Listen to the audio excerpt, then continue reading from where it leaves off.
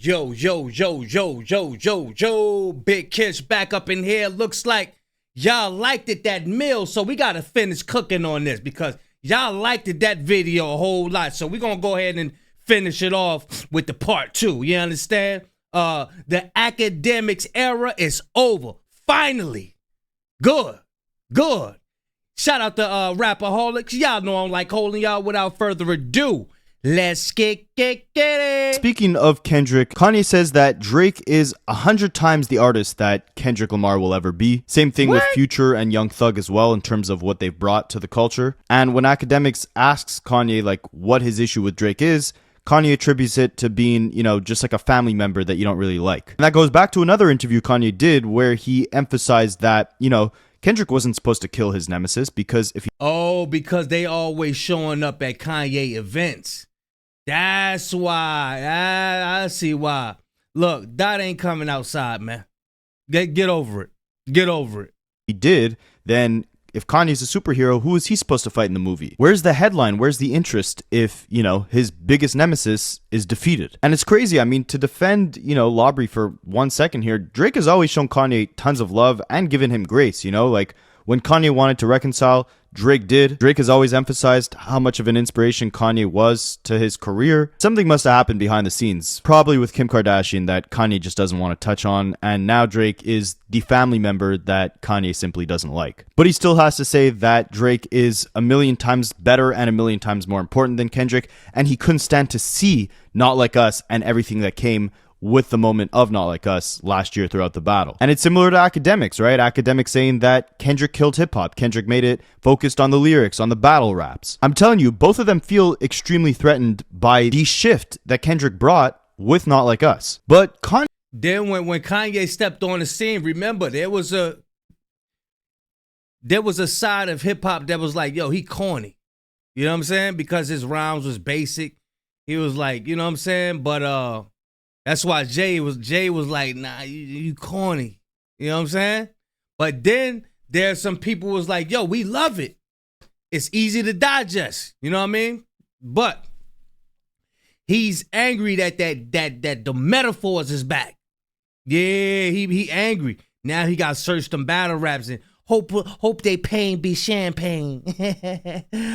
Yeah, that's those. Yeah, matter of fact, he stole that from somebody. I think he got it from Murder Mook or something like that. But yeah, Kanye got he got ghostwriters, you know what I'm saying? But that's why he's angry, because he got to go search for them bars again. Kanye wants to feel like he's the one where, he'll make a song that will destroy an artist's career. It can't be Kendrick, it can't be anyone else. Kanye is, according to him, the most godlike figure on this planet. And he emphasizes this talking about his song Moon off of Donda with Kid Cudi and Don Toliver.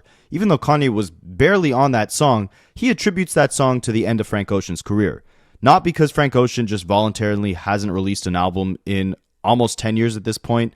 Not because Frank Ocean, I believe, has alluded to the fact that he's kind of tired of being in the industry. No, this random, obscure Kanye West song that I haven't heard anyone talk about since it was released 3 years ago is the reason why Frank Ocean feels threatened to make music today. He says he's the king of taking someone else's sound and doing it better than them, which he's not wrong on per se. I mean, we've seen him do this with Travis, Kid Cudi, all these guys, but the problem is Kanye's music just has not been that good compared to his peers in the last 5 years. Kanye could be as bitter and jealous as he wants, but the reason why he's not where he wants to be in that number one position is because the music, the product, just is not there. And the delusions in this interview only get crazier. I mean, he's talking about how all these celebrities, all these artists are just trying to... What I noticed, everybody, well, I ain't gonna say everybody, some people who had the highlight of their career, they just don't want to let it go.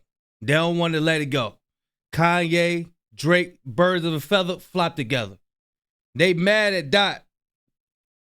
In this interview only get crazier. I mean, he's talking about how all these celebrities, all these artists are just trying to camouflage or stand in the way of the true God, which is him, and that Drake and all these guys should be writing for or working for him. He's saying that, all black people in positions of power, Obama, Kamala, Virgil at Louis Vuitton, they weren't able to make the real change, but Kanye himself can make that change, and that's why people should be... Yo, did he run for president or something like that?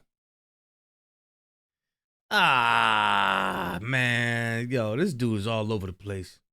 working for him because he's, again, the closest thing to God. Meanwhile, again, he's wearing a Mustache Man chain and a Kanye, Kim Kardashian, KK, you know the rest, costume throughout this entire interview. This is the man that's supposed to represent God on earth and some positive movement to be pushed forward. And simultaneously, the next point he makes is when Akademiks asks him, don't you think it's a little unfair to go at Virgil when, he's not here to defend himself? And Kanye answers that by saying, I'm evil. So all these people should work for you. You're the one who's going to push this change forward. You're the one that we should follow. Again, the closest thing.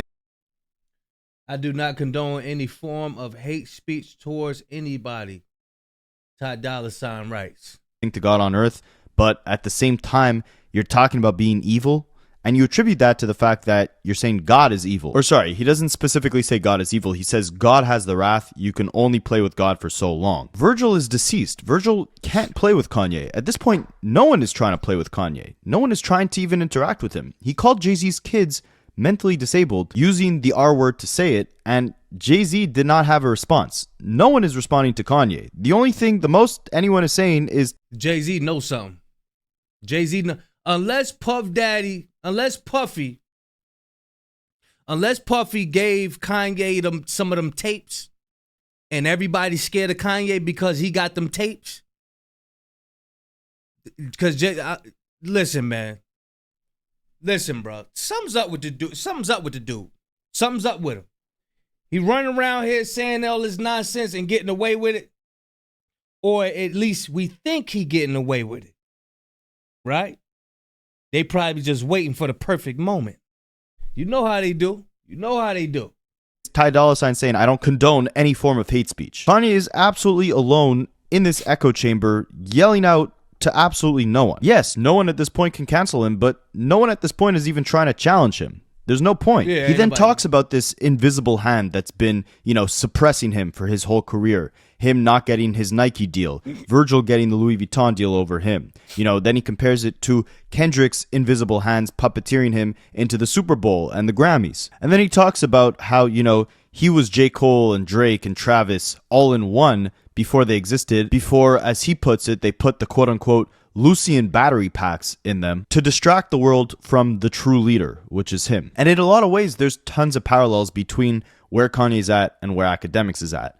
Kanye West hasn't given us a good shoe or a good album in years. Kendrick has given us a refreshing 12 months of great performances, amazing projects, diss tracks, moments, everything you could want from the lead.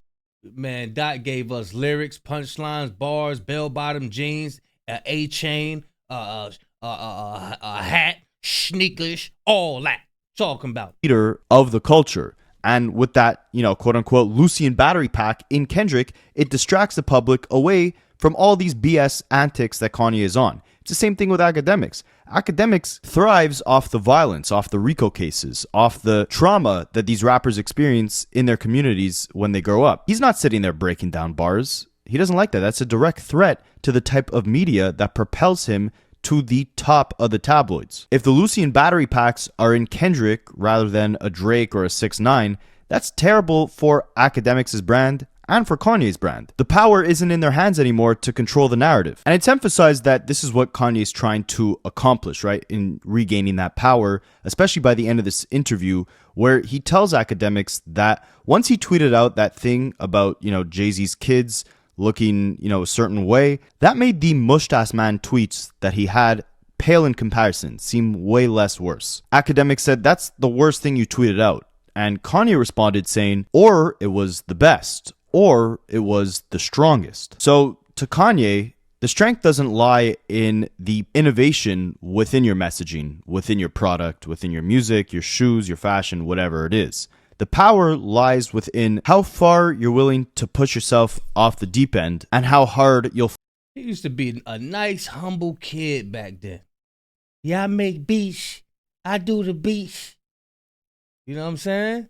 He was nice, humble, quiet. You know what I mean? All he needed was his magazine and his Vaseline. And he was good. He didn't have to worry about nothing. Fight against any of the repercussions that come your way from the words that you say. And that's what the internet era is all about, right? That's why it was fitting that Kanye, after his massive Twitter rant, hopped on to say, I need an Akademiks interview ASAP. And Akademiks rushed over, and 90% of the interview was about BS, crapping on other people, barely talking about the music, because that's not what matters. Power comes from saying Jay-Z's kids are... They trying to bring back, they trying to keep it here where it's not about the punchlines, the metaphors, positivity in the music. It's not about that. It's about shitting on people. If you know what I mean. It's about SHing on people. You know, the R word. The power comes from Big Macus and Akademiks reporting on 6ix9ine beefing every rapper in the industry. I guarantee he made 10 times more money and got 10 times more followers reporting on 6ix9ine's antics than he did about the Kendrick and Drake beef, when he was literally mentioned in both diss tracks from Drake and Kendrick. And I mean, when was the last time Kanye actually did a sit-down interview with a hip-hop adjacent media personality that was solely focused on the music? The last time I could remember, besides the one Big Boy interview from last year, was 10 years ago on The Breakfast Club. Akademiks had the power to change that, but he decided to let Kanye go on these salacious rants, taunt that mustache man chain right in front of his face, say that he's a god compared to the balding, bearded, belligerent BBL buffoon boyfriend of Big Macus and Akademiks, and there was very little rebuttal on Big Macus and Akademiks' end. Because he knows letting Kanye go on these long-winded delusional rants, that's what's going to drive in the headlines. Not talking about Bully or Donda 3 or Vultures 3 or whatever album he's working on. No, it's not about hip-hop. It's about the drama that surrounds it. And that's why you see when he links up with hip-hop's S-Offender Avengers, is what I call them. They call themselves the biggest independent hip-hop media outlets in the world right now. The whole podcast they did, Adam22, Trap Lord Ross, Vlad TV, Whack 100. I mean, they sat there all together for 4 hours and maybe spoke on music for about 20 minutes. And I mean, if you look at the people in that room, are these really the faces that represent independent hip-hop media, that represent the cultural conversation that's going on right now? You have Adam22, who lets his wife sleep with other men on camera. They have a whole reality show about her, you know, picking out a new man to sleep with, and he's the one who judges the men. You have Trap Lord Ross, who, I mean, look, as a YouTube content creator, like, I give him full respect in terms of being able to conjure up the research, the editing, the whole process of actually creating, you know, consistent 5-hour plus documentaries. But look at the topics he's talking about. It's all violence and murders and gangs and arrests. I can't remember the last time he... Man, don't think for a second Trap Lord Ross ain't got a little team working with him. I be thinking them people be doing it by themselves too, but nah, yeah, I think Trap Lord Ross got a team with him, just like Vlad, just like Adam, just like Ak. You know what I mean? He made a documentary that was specifically focused on anything actually music related. And he obviously has this deranged obsession with the violent past of these rappers. I mean, his biggest video ever is a King Von documentary where he's talking about, or linking King Von to the unaliving of 7 deceased individuals. And to celebrate the success of that video, he got a King Von tattoo with 7 skulls surrounding King Von, essentially to represent the 7 quote-unquote... It's in his blood. It's in Trap Lord Ross's blood. That evil is in his blood. You see that? You see how rapaholics get to speak against that? That's why I don't believe in all that skin color stuff. It's about your spirit. It's about your spirit. I'm telling you. There's a lot of evil out here. You be tripped up off of that skin color stuff. Hey, look, you're gonna get popped right upside your head. Bodies that he claims King Von caught within his documentary about King Von. He did a documentary about this man who I believe paints his face as the Joker when he raps, like his alter ego is the Joker, but he also, I believe, took the life of Gilly the Kid's son. And while Trap Lord Ross is doing this documentary, he paints his face as the Joker. I mean, these are the type of people that are meant to be dominating the conversation within hip-hop. If he had it his way, everyone would just be unaliving each other, because that would get him more clicks. And that's why I say, when Akademiks... Trap Lord Ross want to be a guy that go to the hood. He want to go to the hood and see how the ins and outs go. He wanted to do that. Talks about, you know, these street rappers feeling threatened that Kendrick is killing hip-hop. It stretches... Matter of fact, I think Hitter J3 allowed him to come to their hood.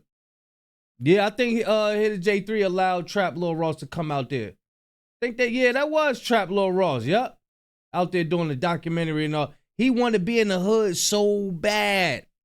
He glorifies it. Just far beyond just music. It stretches into media as well, because all of these guys would not have a career today if the conversation was solely focused on music like Kendrick Lamar probably wants it to be.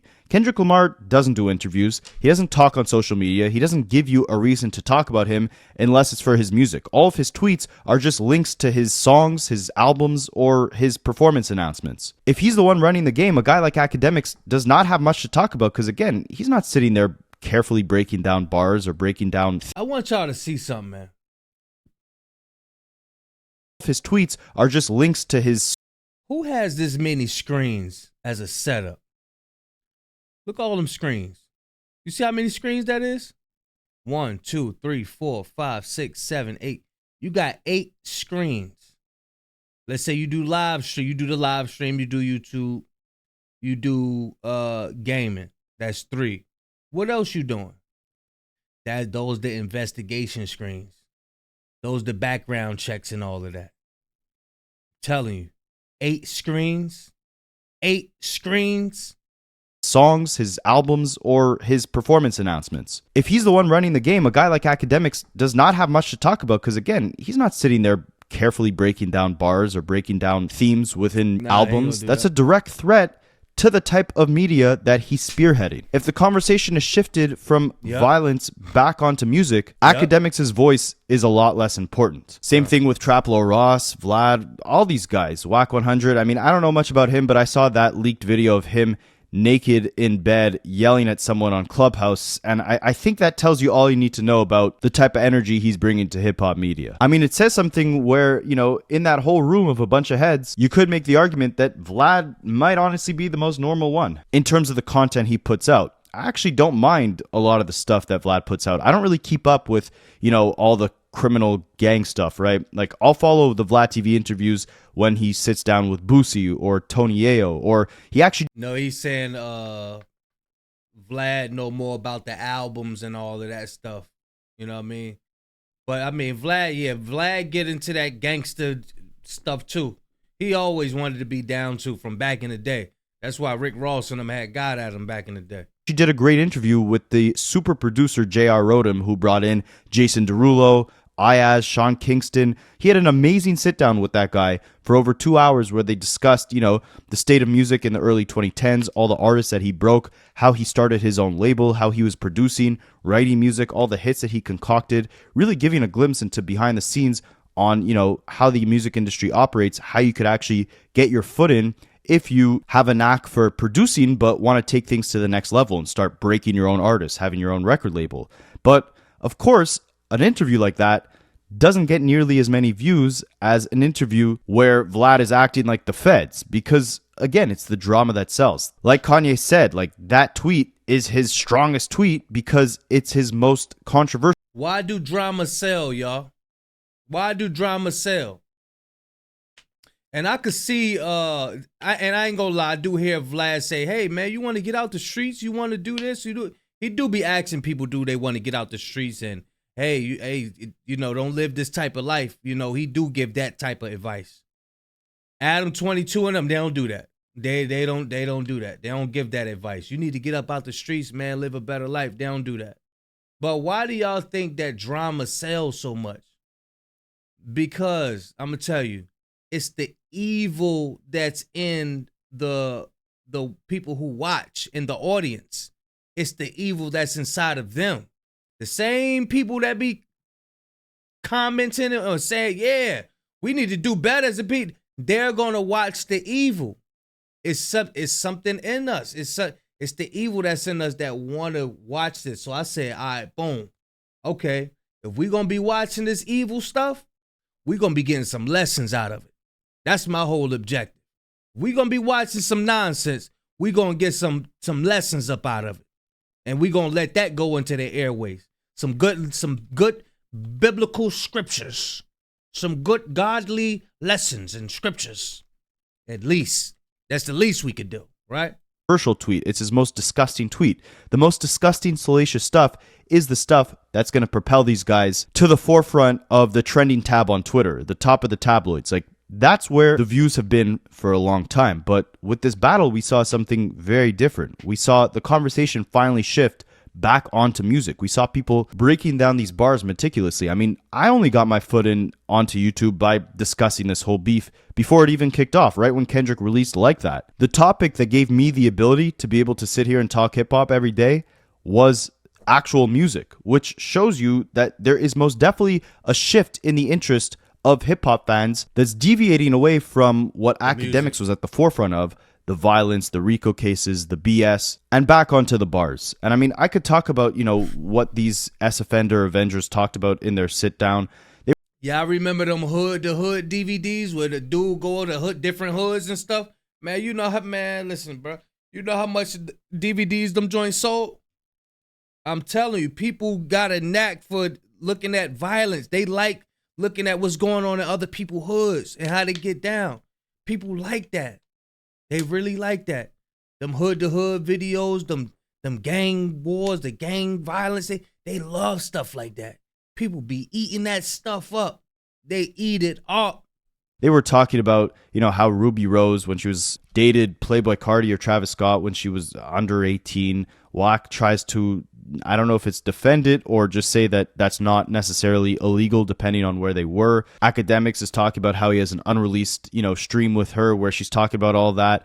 Then they start going in on this whole Big U RICO case, which, again, I can't give you guys an update on that because I really don't know nothing about that. I'm completely detached. But they spend literally 3 hours of this 4-hour sit down just talking about that, talking about snitching and RICOs and arrests. They and love it. They whatever. love it. That's the face of hip hop media. These guys deserve to be at the forefront of the conversation in hip hop. Apparently, a lot of these guys were associated with Adam 22. They were his staff at No Jumper. And I mean, I know No Jumper for their most viewed videos, which are interviews with legends within hip hop, XXX, Juice WRLD, that whole SoundCloud era. That's where Adam got his foot in. And that's what No Jumper initially was known for. But have you seen? And then he started getting those rappers that was popping them joints. You know what I'm saying? They was popping them joints and coming on his show like this. And his views started to go up. So you got to look at it like, dang, why do people like to see people like in this state right here? You know what I mean? If y'all remember when what's the dude? Little Boom Gang, the Boom Gang guy. Man, he damn almost passed on Adam's show. Falling out, bah. Good thing he changed his life around though. A No Jumper interview that was related to music or interviewing an artist that made any sort of noise since like 2018. Like before 2018, No Jumper was the platform to go on if you were an underground up-and-coming artist trying to make a name for yourself. They broke tons of these SoundCloud artists. They were the face of the SoundCloud era, them and Akademiks. Now they have 4-hour sit-downs talking about RICO cases and snitching. But meanwhile, this massive shift is most definitely happening because look at the emergence of new media that we're seeing within hip-hop, right? You have guys like Plackboy Max or DDG, who are most definitely the farthest thing from journalists, and I don't really keep up with them, but they host like full 4-hour streams where they invite artists onto their platform and they cook up music live on stream. Or they do these song battles where they get a bunch of different streamers on stream and they rate different artists' music. And slowly because of that, I just seen DDG and the Baby on do a song. Them are becoming two of the most subscribed to Twitch streamers in the industry right now. I don't really keep up with them again, but that's a great visual to see where the future of hip-hop media or hip-hop content is headed towards. Simultaneously, you also have, all these amazing YouTubers, or I don't even know like necessarily what title to give them. Some of them are journalists, some of them are artists themselves, content creators, whatever you want to call them. Justin Hunt, Curtis King, Big Kish, Screwface, Professor Sky, Jeremy Hecht. I'm forgetting a bunch of names, but there's an amazing new wave of YouTube media, which I'm sure if you've seen my channel, you've probably gotten tons of their videos recommended to you as well, where they're doing an amazing job at really shifting the conversation again off of the violence, off of the BS. Like I said, I'm a reaction channel, but I see that the people like evil, right? That's my thing. I see that the people like evil. Shout out to you too, Rapaholics, for mentioning me. I see that the people like evil. There's an urge to see evil. They like it. This is what they like. So, this is the same thing that Christ did. Christ went back to the hood. He didn't go to people that was already repented and was doing well in their life. He didn't go to them. He went to people that needed the word. You know what I'm saying? So that's my whole thing. Okay, all right, since y'all so addicted to this evil, we gonna watch it. Let's watch it. Let's see. He did. Oh, y'all see how it be doing, right? All right, let's see what we could get out of that. How could we prevent these situations? What could we do? What could we get out of it? So that's my whole thing. You know what I'm saying? But yeah, that's how you got to find some good out of this stuff, man. But they trying to keep pushing the negativity. They trying to keep pushing it. Vlad too. I don't care what I just said earlier. They all trying to push it. They trying to push the negativity.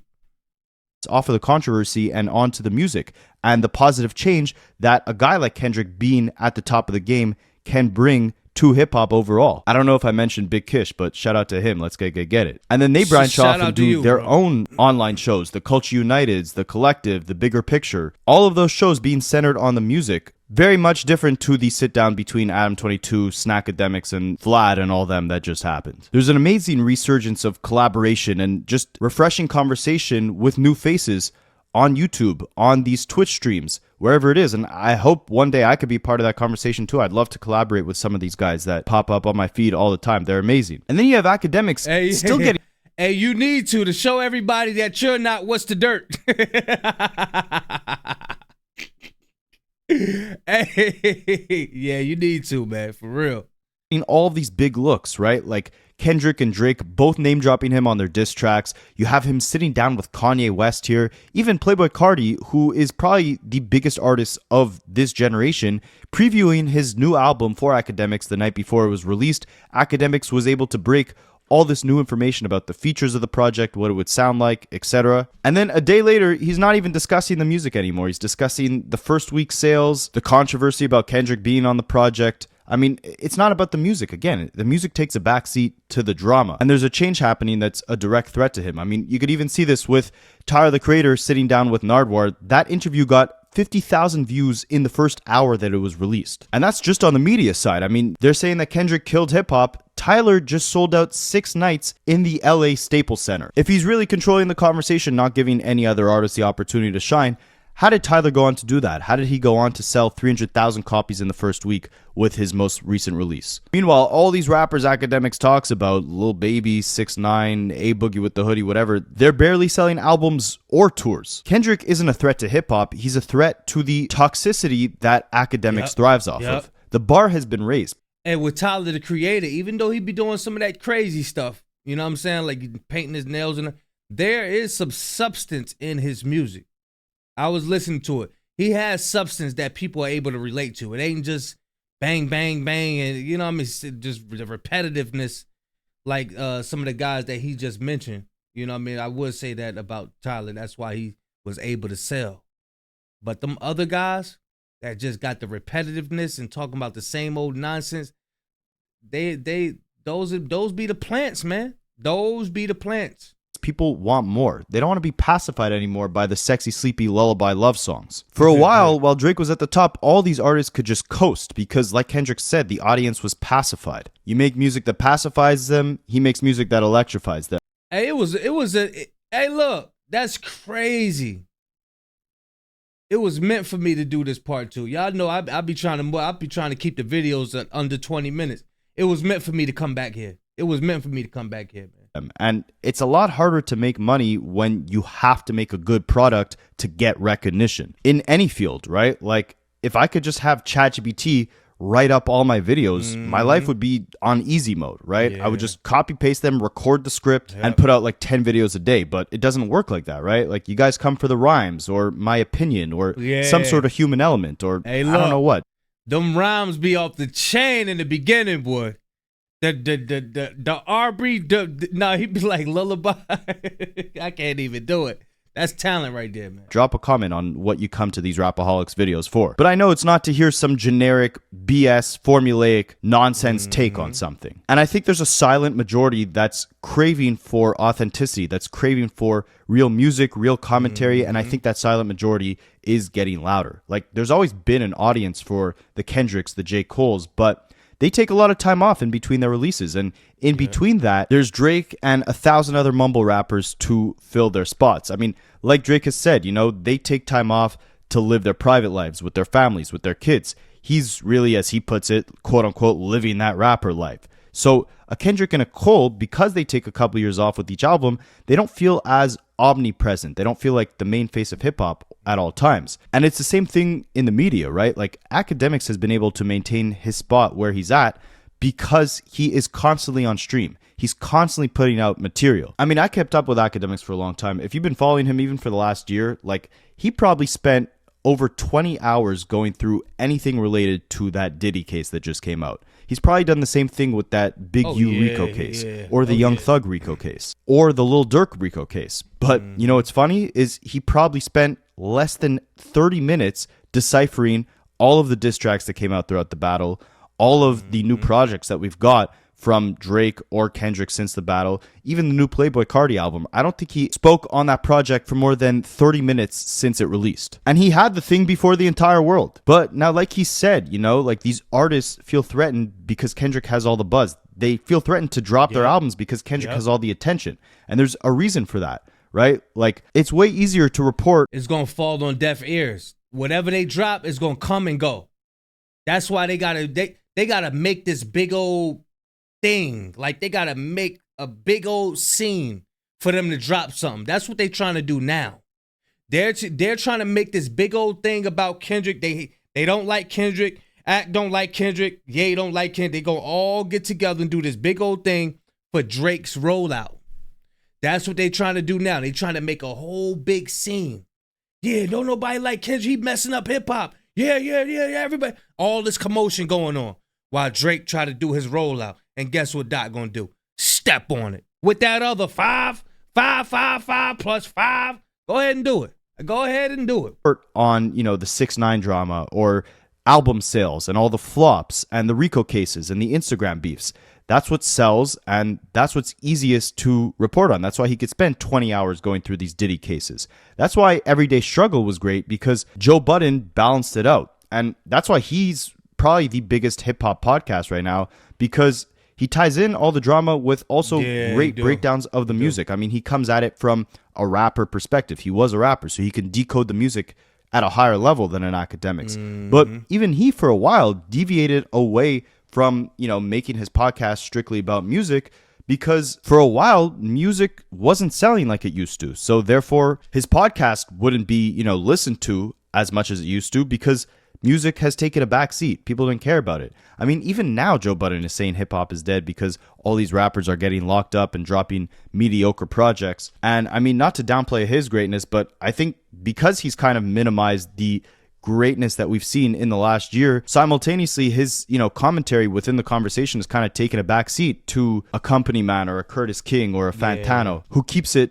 solely on the music. And in honor of this Kanye West interview releasing today, I'm kind of going on a Kanye style rant where I'm a little bit all over the place. And I'm not saying that there's not this demand for the salaciousness, the drama, the Rico cases, the violence, all that BS. Akademiks will always have a place within hip hop. But if it continues going in the direction that it is, where the Kendricks, the Tylers, the Doechis, whoever control the conversation, and there's a growing desire for, you know, conversations surrounding the messaging within the music, the intricacy of the bars, the intricacy and cohesiveness of actual albums that artists are releasing, it's going to create a growing demand for media personalities who comment strictly on that, and B, a bigger threat for artists who have continued to coast through this formulaic, uninspired, violence and gang-infused music that has kept hip-hop pacified for many years now. And just like Kanye saying that, you know, his salacious, outrageous tweets bring him power, bring him strength, the more stock that the audience puts in to the drama, to the violence, to the BS, the more power that the Akademiks, the Trapple Rosses, the No Jumpers have to control the conversation. So it's really up to you, the listener. I mean, we got to earn your time and your attention, right? And it's up to the listeners. It's up to the listeners. I just feel like the internet is turning into like the gladiators. You know what I mean? Like, oh, who did this? Who? And they getting it fast. But you got an audience that's growing. They came from that and don't want that type of lifestyle no more. So it all boils down to good versus evil. That's what it all boils down to. That's it, you know what I mean? That's what it all boils. Good versus evil. You want better in life or you don't want better in life. You know what I'm saying? That's what it boils down to. Y'all let me know what y'all think, man. Shout out to Rapperholic. You got to devote your attention to things that you feel will benefit you as a human. Enough with. There you go. You got to what benefits you as a human. That's good. What you want. What do you want? You know what I'm saying? But yeah, shout out to Rapperholics. I'm going to leave a link in the description. Big Kish signing out. I'm going, y'all.